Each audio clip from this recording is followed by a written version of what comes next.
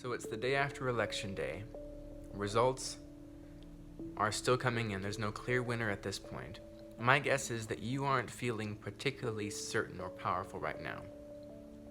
If you're anything like me, you have invested a lot of time and energy into this race, and you've had uncomfortable conversations. You've had relationships that were strained, maybe even in your own family. And you might be asking yourself, when it comes down, is it worth the price that I paid? Do I really make a difference? Does my voice have power behind it? Some of you may know I was fired from my job about 2.5 years ago without warning, and it happened because I stood up for something that I really believed was right. But company moved on, and I was left trying to find a new career, which I found at a grocery store for the time being. And I had a lot of reflecting in that time, and I was like, was it worth it? Did my voice make a difference in that time? Was I heard? Was I understood? Did it matter? You might be thinking the best thing you can do at this point is to put your head down, try to blend into society, conserve your energy, because this fight is just too hard, not worth it. I'd like to ask you a question. What if your name was on the ballot? What does a vote for you look like? And you might think it's sort of a pointless question because your name's not on the ballot. But I would like to propose to you that your name is on the ballot every single day. It's on the ballot of anyone around you who looks up to you and respects your opinion. And sometimes those people don't even tell us. Sometimes they're our children or our parents or our spouses, but sometimes they're just that one person on social media who doesn't even react or comment to your stuff, but from afar they're like, I want to know what that person has to say, because they're the real deal. I'm talking to myself as much as anyone, because believe me, I know what it's like to feel unheard and not very powerful.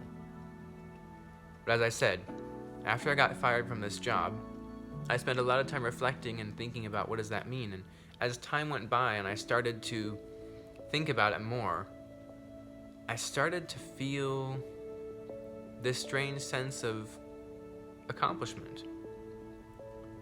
I'm like, I stood up for one of the first times in my life for what I believed in against the odds, as opposed to this career that I really enjoyed, a salary that gave me, for the first time in my life, some degree of financial security. I had all my bills auto-paid. I wasn't wealthy, but I didn't have to think about money. I just lived my life. And all that went away in an instant, and I never looked back. And yet it's not just enough to believe that you're not powerless. You have to believe that you're powerful to compensate for that loss, to believe that that decision was worth it. So I started figuring, how can I gain that belief in a real, tangible way?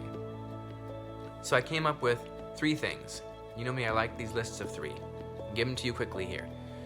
First one is, you have to give yourself permission to believe differently than your peers, because of the fact that no one can make something true or false by aligning themselves to it. People do not make ideas valid. Ideas exist, truth exists apart from people. Any truth that you may discover existed long before you ever came to it. A lot of people have this thought that comes to them, and then they think somehow magically it came from them. So, don't put your own ego, your own estimation of yourself, don't invest that in the popularity or the apparent success of the idea that you've aligned yourself with. Give yourself permission to think differently.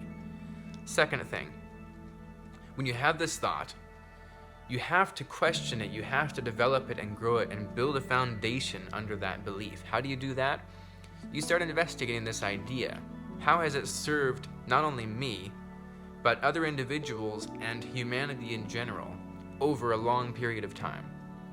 As I said, these thoughts existed before you were there. So don't just look up people, look up ideas.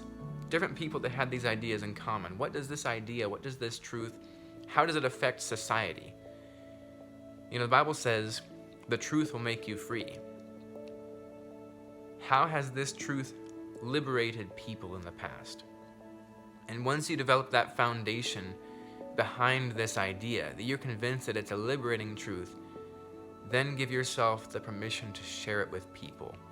Not for your own validation, not for the elevation of your own ego, but as an invitation to liberation from the tyranny of ignorance, from the tyranny of mindless wandering.